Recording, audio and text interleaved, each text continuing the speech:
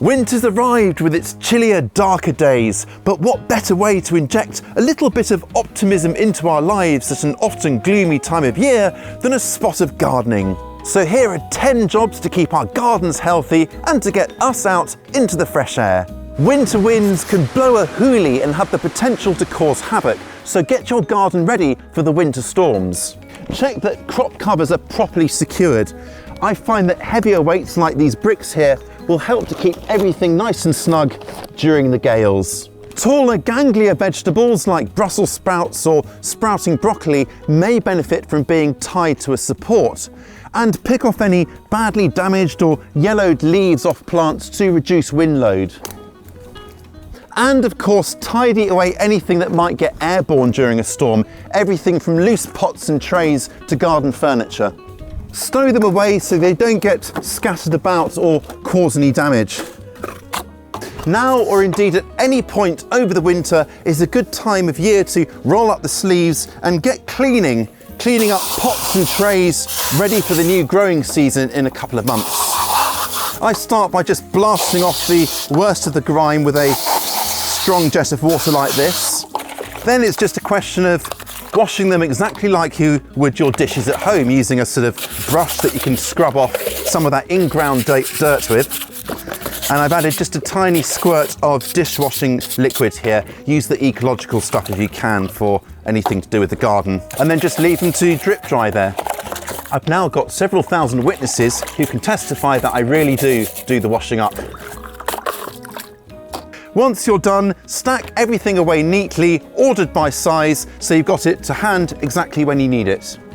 And then take down, wipe down and put away bamboo canes and other supports so they're ready for you come spring.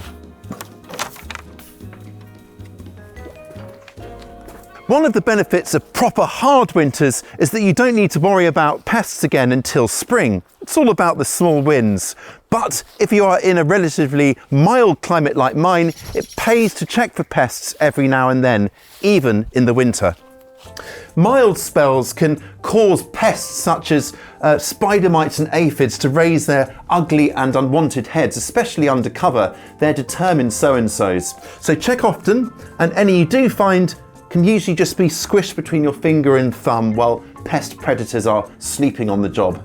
And as a general rule of thumb, it pays to thoroughly clean greenhouses, tunnels and cold frames to remove any overwintering pests, giving you a clean slate for the coming growing season. Jerusalem artichokes, also known as sunchokes, are a very worthwhile addition to the garden.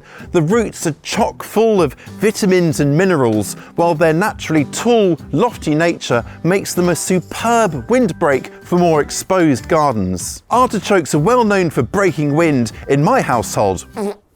Enough of that anyway. The flowers are really pretty too, and you can see their resemblance to sunflowers, in fact, to which they are actually related.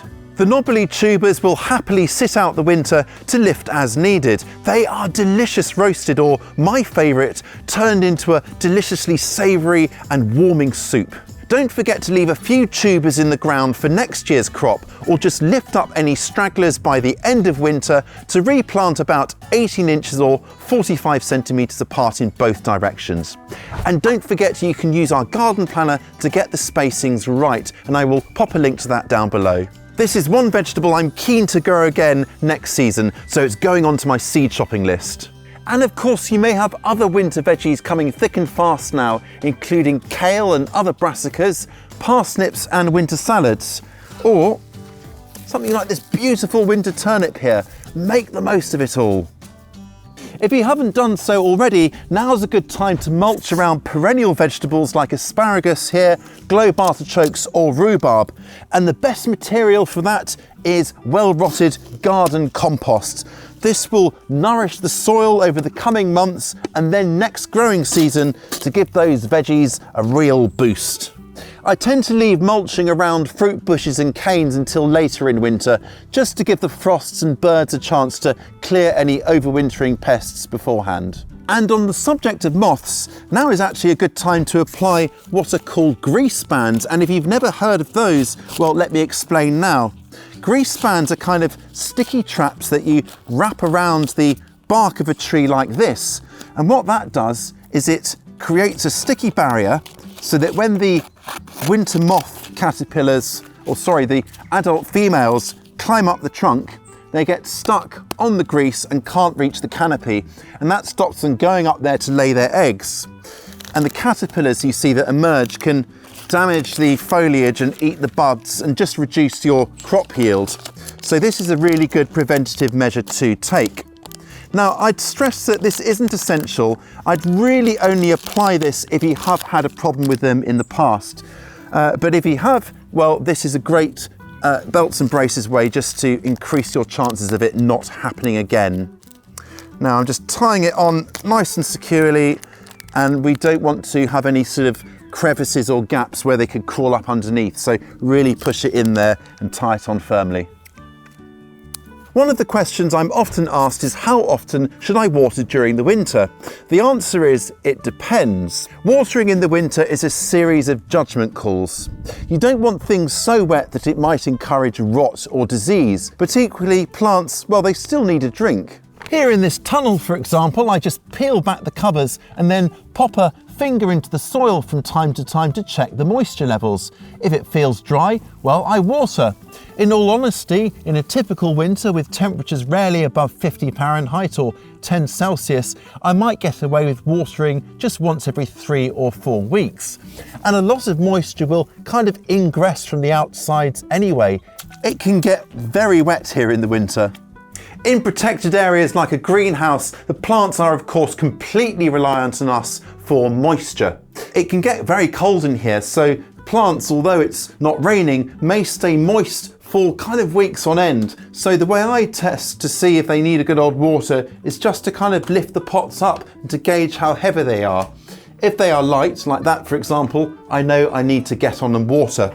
Now whenever I do water, I try to avoid wetting the leaves as much as possible, just so that I'm not giving molds and diseases a chance.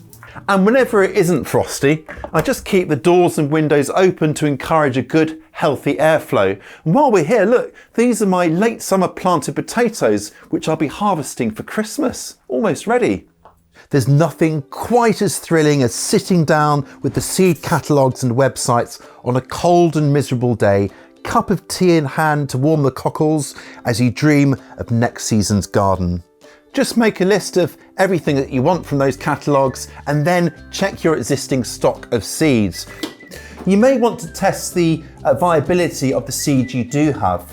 Now, most seed packets have a sow-by date, and take that as your first idea of whether the seed is still good. But if there is any you're a little bit unsure about, perhaps it's a bit older or it's not being kept perfectly, then you can conduct a simple germination test. And to do that, simply wet a piece of kitchen paper, get it all moist like that, and then sprinkle some seeds across onto it, like that. And then just fold it over and pop it in a little Tupperware or plastic box, and then keep that in the dark somewhere warm to encourage it to germinate.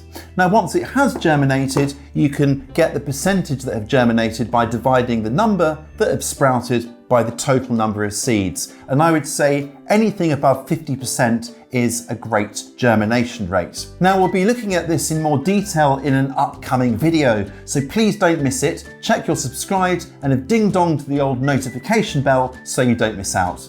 During the colder months, our birds really need our help, and they especially like high fatty foods, really high energy foods to keep them warm. Something like these suet fat balls with seeds in is a really great option.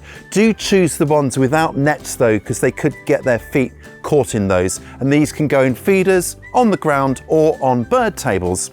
I've also got this little coconut half here filled with suet, and that's really pretty to watch the birds from the window. If you can, also provide fresh, ice-free water for them to bathe in and drink from too. I love sprouts. No, not those sprouts. I'm talking about sprouting seeds started from little beans and seeds like these indoors. Now, even if your winters are positively polar, you can always start sprouting seeds, and they are quick and easy to grow, giving something tasty and nutritious within a matter of days. So I'm going to be starting off mung beans, which are simply the bean sprouts you often find at the grocery store. And to get them primed and ready, I'm going to pop in a couple, 2 to 3 tablespoons of mung beans, and then these will just soak overnight, and that gives them a bit of a head start.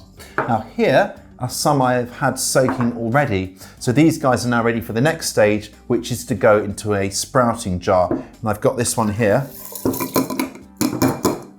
I'll drain them off shortly, but on goes a piece of muslin cloth like that.